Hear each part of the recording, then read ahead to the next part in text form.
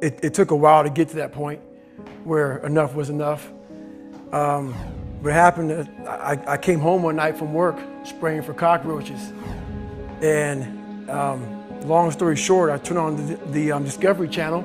I saw some guys going through Navy SEAL training. And they were going through Hell Week and they were getting their ass just beat. You know, in and out of the water, guys ringing the bell. They were suffering. And I was weighing like 297 pounds. And I had to make a change in my life. I wasn't going anywhere. And I was exactly what everybody said I was going to be, which was nothing. I came from a horrible background. I got called nigger every day of my life growing up, lived in a small town. The Klan headquarters at that time was about 20 minutes from where I lived. One of the high-ups in the KKK, son, sat behind me in 2 classes, so he called me nigger all the time. Got my first car, they spray painted nigger, we're gonna kill you on it. So I was just an insecure, scared kid.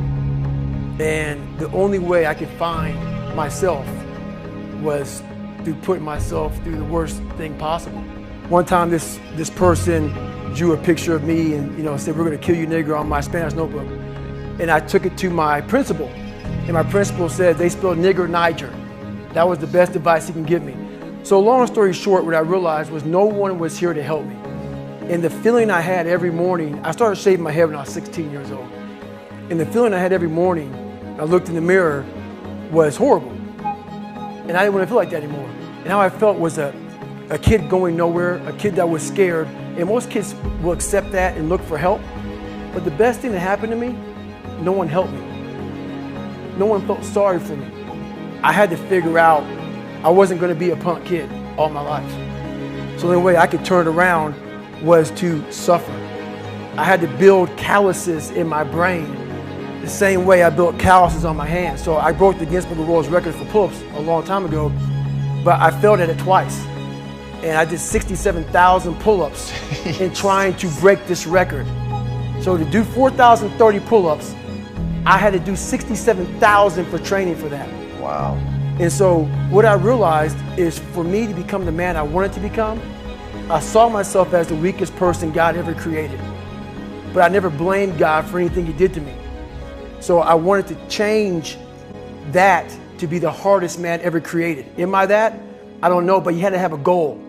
And my goal when I was sitting there, not going to school, being bullied, having no self-esteem, my goal was the only person that's gonna turn this person around is me. And the only way I can turn it around is put myself through the worst things possible a human being can ever endure. And that'd be the only way that I can build this brain to handle anything that comes in front of it, callousing my mind through pain and suffering.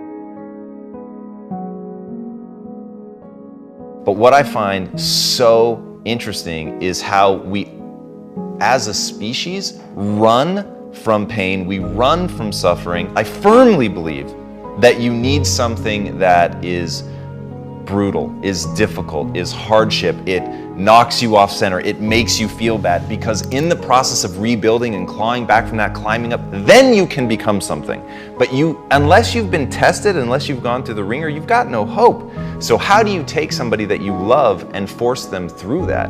Because I'm going to say the exact opposite of what today's world is saying. So we read a bunch of books nowadays. As humans, we want to find out how to be someone else. What we don't do is we don't go inside. So literally turn yourself inside out. Read the book that's like we're writing a book every day of our lives, but we never read that book.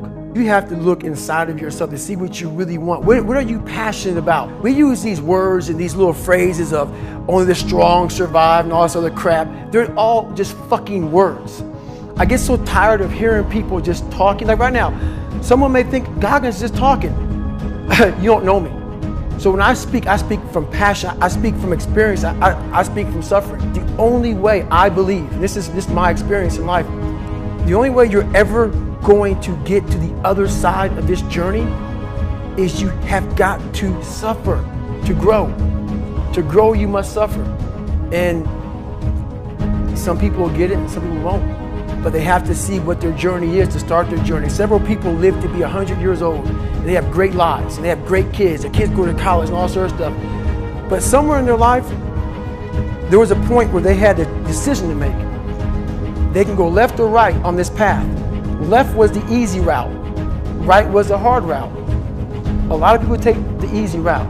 And they had a good life that way, but the better life was going to the right side. And you may have 20 years of pain and suffering to get past it, but a lot of us die never truly starting our journey. You gotta start your journey. It may suck, but it will come out the other side where you're coasting. Every day, we're seeing who we are as people. When I was growing up, I lied for people to accept me because I didn't accept myself. So I would make up stories so that you would accept me into your world.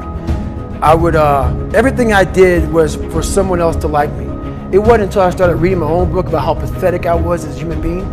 I could blame my dad, I could blame kids at school, I could blame having health issues, ADD, my mom not being around. I could blame a lot of people. And that's the book I was reading. And I put it off on everybody else. It wasn't until I said, you know what, for me to fix this, I gotta read what the fuck is wrong with David Goggins? Not blame anybody. Read my book and say, okay, I'm afraid of my shadow. How can I overcome that? Go in the military, get your ass kicked, do things you hate to do, be uncomfortable every fucking day of your life. Roger that. I'm not the smartest kid in the world. Okay. Instead of somebody saying, oh no, you're smart. No, don't say that to yourself. I said to myself, no, I'm a dumb motherfucker. Okay, roger that. How you get smarter? Educate yourself. So the things that we run from, we're running from the truth. We're running from the truth, man.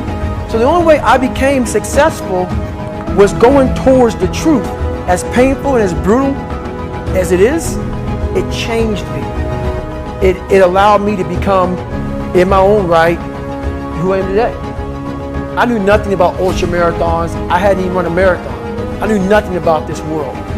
So I Googled the top 10 hardest races in the world. And what comes up is a Badwater 135. It's a 135-mile race through Death Valley in the summertime. I thought it was a race where you run like 20 miles, set up camp, barbecue outside, and then go run some more the next day. So I called the race director up at the race and said, hey, Chris, his name is Chris Costman, I want to do your race. I hadn't put running shoes on in over a year. I was a big time power lifter. I lifted weights heavy. That's what I did. I just got back home from Iraq, went straight to free fall school, and then this happened. So I called Chris Costman up on a Wednesday. He says, look, man, the only way you can qualify for my race is to run 100 miles at one time in 24 hours or less. And he said, if you qualify by running 100 miles or less in 24 hours, I will consider you my race. I'm gonna cut to the chase. I signed up for this race. It's called the San Diego One Day, where you run around a 1 mile track for 24 hours to see how many miles you can get. My goal was 100 miles. So I got to mile 70 and I cleared 70 miles in like 12, 13 hours pretty quickly. But I was done. My feet were broken. I was stress fractures, shin splints, muscles were tearing. I was in bad shape. I was eating Ritz crackers and drinking Mileplex. That's all I had. No water, didn't know what the hell I was doing out there. So I sat down at mile 70, and at this time I was married. And I look at my wife and I was like, I'm messed up bad. So I literally start to turn white. Here I am, I'm all fucked up in this chair. I'm at mile 70, I got 30 fucking miles to go. I'm jacked up. I gotta go to the bathroom, and the bathroom's like 20 feet from me. It's a porta potty. I can't get out of the fucking chair. So I'm peeing blood down my leg. Whoa. Pooping up my fucking back. And I got 30 miles to go. And I can't stand up because my blood pressure's all messed up. I've been in 3 hell weeks, Ranger school, overcome so many obstacles in my life. This last 30 miles of this race is when I realized a human being is not so human anymore. We have the ability to go in such a space if you're willing to suffer, and I mean suffer. Your brain and your body, once connected together, can do anything. And this 30 miles was the life-changing moment. I was out of it. I was in the worst pain of my entire life. I was, to me, on the brink of death. And I was able to chunk this 30 damn miles into small pieces. I was so driven, and I'm not gonna say motivated because motivation's crap. Motivation comes and goes. When you're driven, whatever's in front of you will get destroyed. So I sat in this chair and I was so driven to succeed in this race. And at this time, everybody goes, were you thinking about the guys that died? And I'm not gonna lie to you, I wasn't. This became a personal thing. This became me against this race, me against the kids that called me nigger, me against me. It just became something that I took so violently personal. And I broke this thing down into small pieces. I said, okay, I gotta get nutrition. I gotta be able to stand up before I can get off this curb and get off this chair and be able to go 30 miles. So I went through all these small steps and I was able to stand up. And then from standing up, I was literally walking around with my wife at the time, and she goes, you're not gonna make the time. She goes, you're walking like 30-something miles.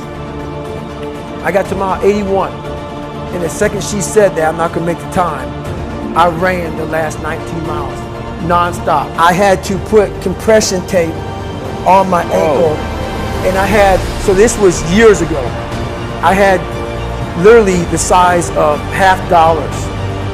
I had to get compression tape, and I taped up my ankles, and I taped up my feet, and that's how I got through that race. Like my shins hurt so bad from having stress fractures that the only way I could continue on was I taped it so I wasn't doing the flexor motion that activates your shins.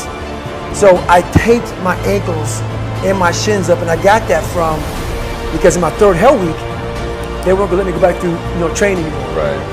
So I literally went through all the buds, my last SEAL training with stretch fractures, shin splints. And how I did it was I would tape my ankles all the way up to my calf every morning. So for the first hour, the pain was excruciating.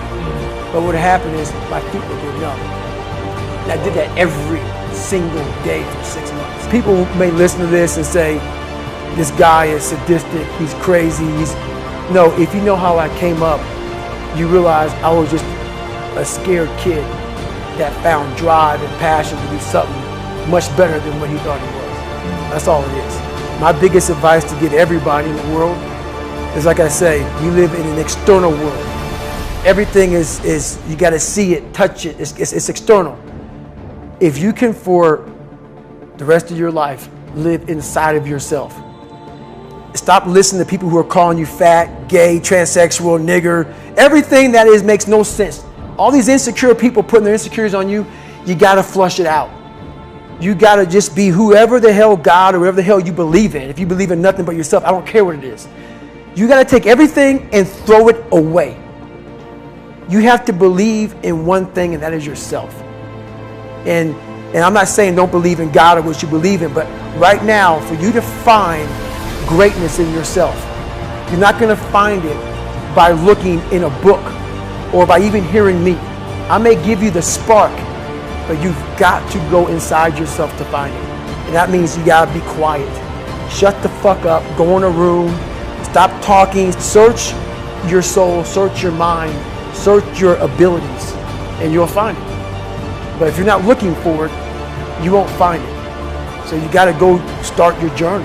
And the journey starts with you finding, why the hell am I here on this planet Earth? Why am I here? And if you don't know that, you will live the rest of your life searching, always asking the question, why?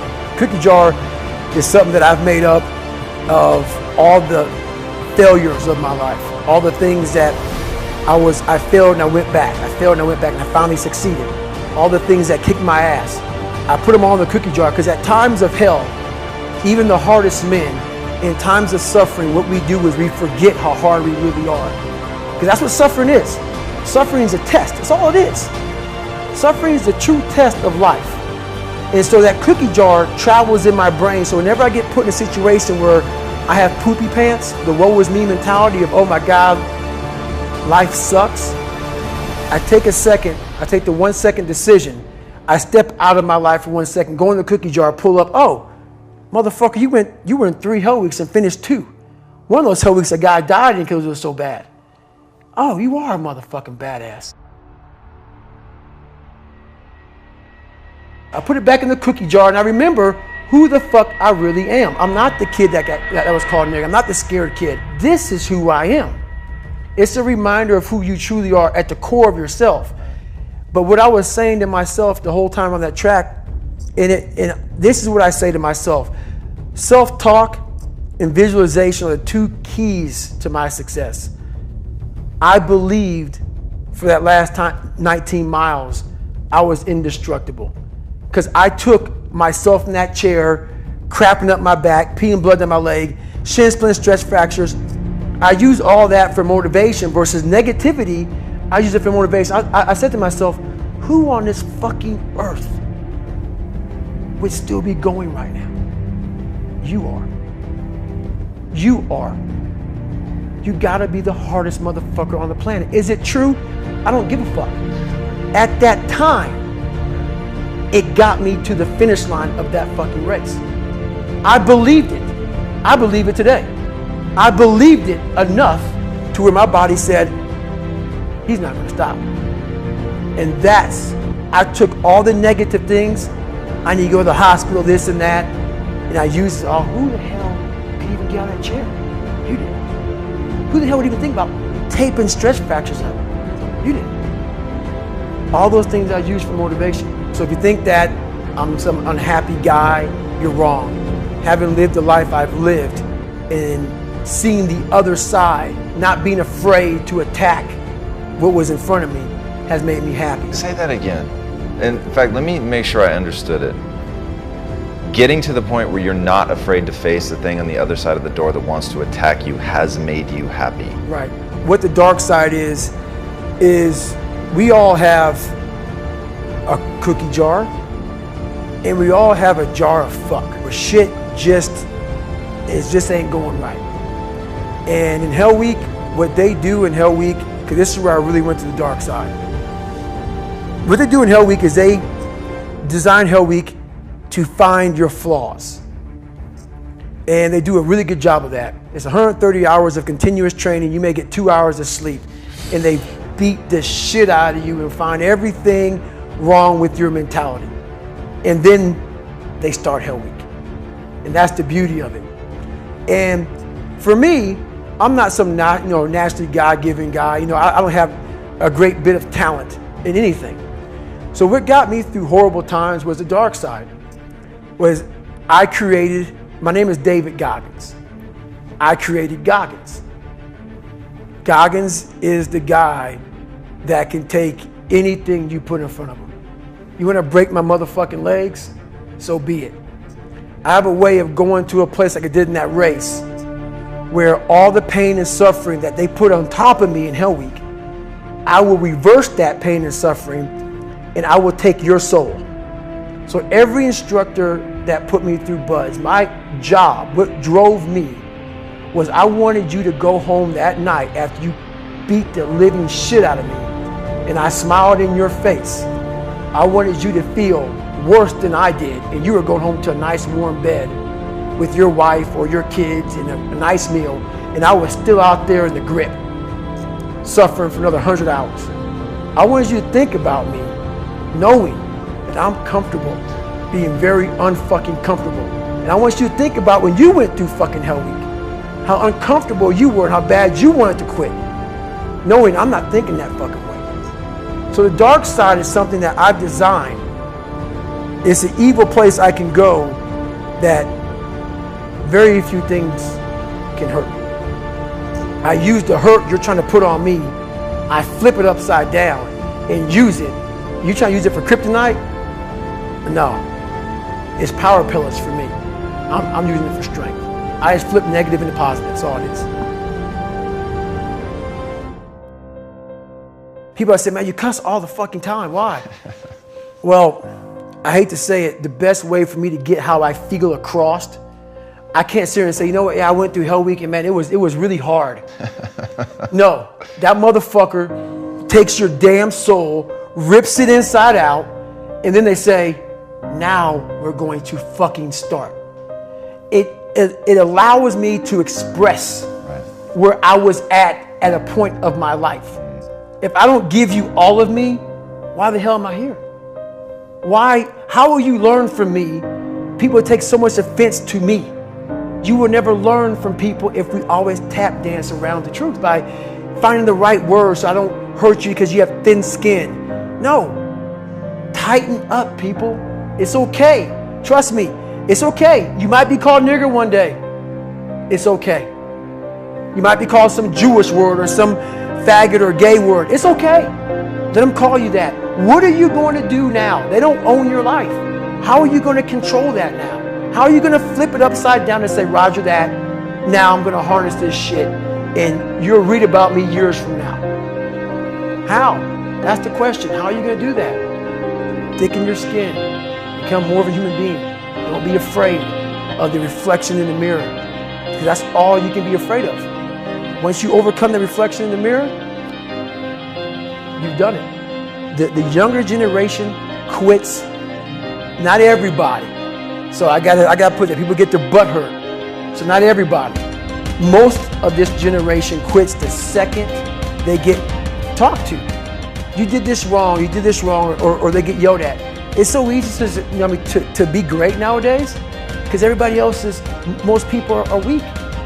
This is a softened generation. So if you have any mental toughness, any ability, if you have any fraction of self-discipline, the ability to not want to do it but still do it. People have a hard thing to understand. I hate to run. And what makes me so crazy, it doesn't anymore, is people go, well, why do you run if you hate it? What are you talking about? I don't want to take showers and eat either. I hate that too. That's life, man. It wasn't until I changed that mentality that I became somebody. I hated going to school, so guess what? I was dumb as shit. That's what 1 + 1 is 2. But if you can get through to doing things that you hate to do, on the other side is greatness. That's what people don't understand. By me running, I am callous in my mind. I'm not training for a race. I'm training for life. I'm training for the time when I get that 2 o'clock in the morning call that my mom is dead or something happens tragic in life. I don't fall apart. I'm training my mind and my body and my spirit so it's all one, so I can handle what life is going to throw at me. Because the life I've lived, it throws a whole bunch at you. And if you're not physically and mentally prepared for that, you're just going to crumble and you're good for nobody. When you are on one side of the door and your mind is racing, because on the other side of that door, it could be no one. It could be 4 guys with 4 AK-47s. That door you're about to open could be booby-trapped. So once you open it, boom, your legs are gone. So there's 1,000 things you think about when you're the first guy, second guy, third guy, getting ready to go in a room and flood it. You must be that person on that door, get ready to open it, thinking to yourself, if I die, so be it.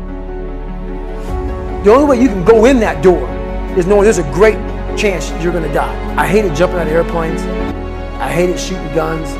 I hated the job as a Navy SEAL. But I did it because I wanted to change myself. So my whole thing is, if you're gonna choose to open that fucking door in Iraq or Afghanistan, open the motherfucker and go in hard. Because they're gonna remember you by slowly opening it and peeking in. So if you're gonna open it and you made the mind to open it, don't crack it open. Open the fucking door, go in. That's with life. If you're choosing to do something, attack it. Because they're gonna remember you as not attacking it. So I want to be remembered. You can hate me, but there's one thing you can't say about me. I didn't attack it. No matter what avenue I choose, I want to be the very best. And the very best may not be I'm number one. The very best is, did I leave everything inside of me out there? So attacking is not like, oh, I want to win this or win that or be the best. The best is I'm running against myself in everything I do. And that's what I attack. I attack myself. I'm always questioning myself. I'm always holding myself accountable. The accountability mirror is something that I kind of came up with in high school. Like I said, I started shaving my head when I was 16, and I got caught up in trying to impress so many people because no one liked me. So I developed so many different identities. Let me sag my pants. You know, let me pull my pants up. Let me talk this way or act this way or be this way or whatever the hell it may be. God, dog, so many different things I did to try to fit in with so many different groups that when you look in the mirror, that's the one person you can't lie to.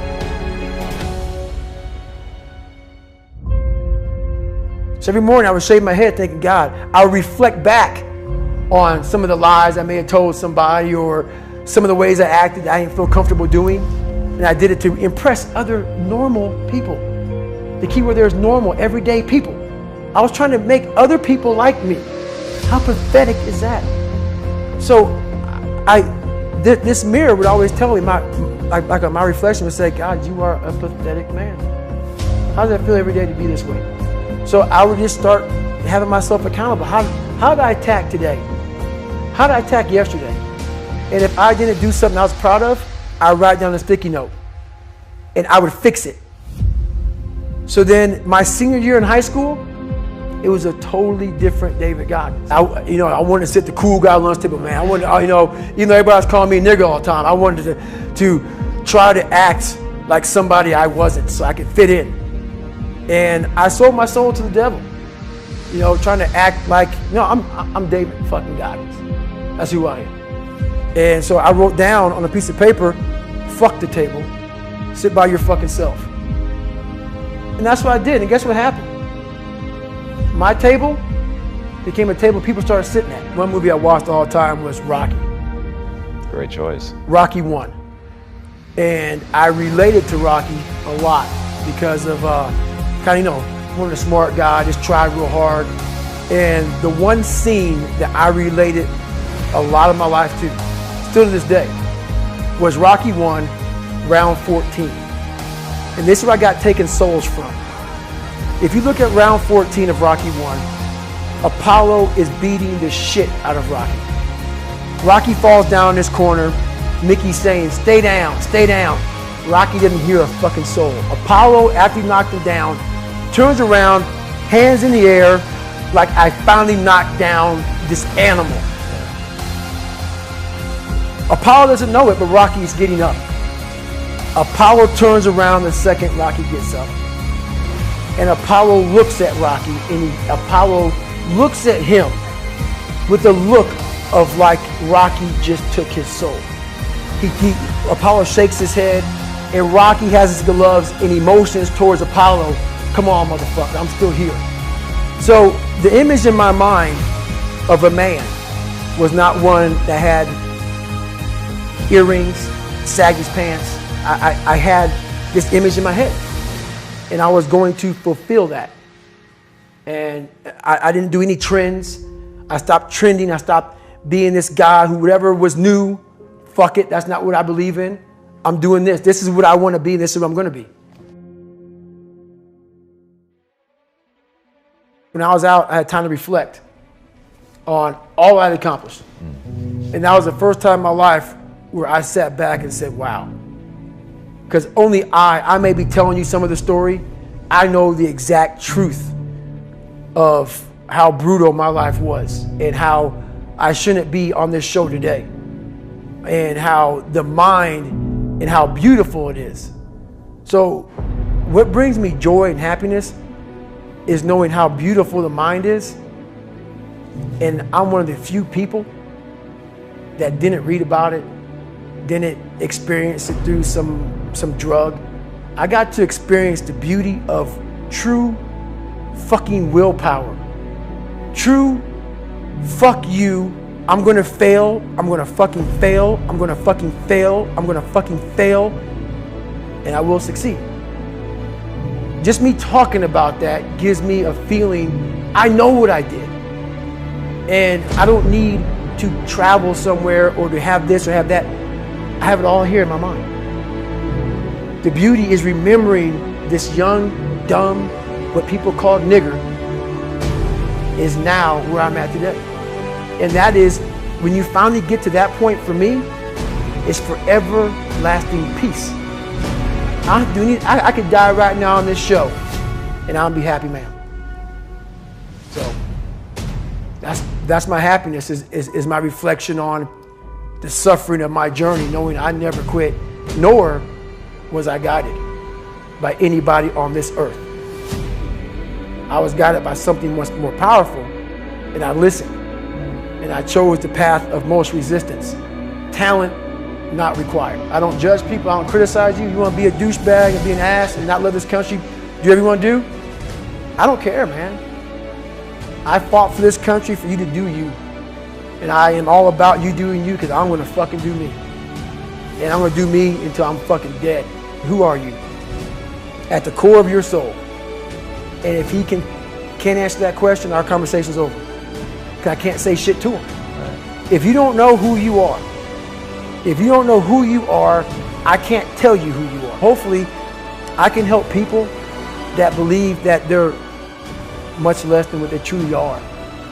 Help them find greatness in themselves. And greatness isn't running 200 miles at a time or doing 4,000 pull-ups or being a SEAL. Greatness is whatever the hell you dreamed of in your own mind. You gotta first see it. You gotta first create this vision in your mind. And then that's when I come into play. Once you create this vision in your mind, it's how am I gonna get there now? It's the vision created is inside of you. So until you create that, I'm nobody to you. We are all great. No matter if you think you're dumb, no matter if you think you're fat, no matter if you are fat, no matter if you've been bullied, or no matter if you just got back from Iraq or Afghanistan and you have no legs or your arms or whatever, man. We all have greatness. You gotta find the courage. You gotta find the courage to put your Bose headphones on and silence the noise out of this world and to find it. And to find it because it's out there, but it's gonna take hard work, courage, self-discipline. It's gonna take all the non-cognitive skills. It's the non-cognitive skills that set you apart from everybody else. And that's what it's all about.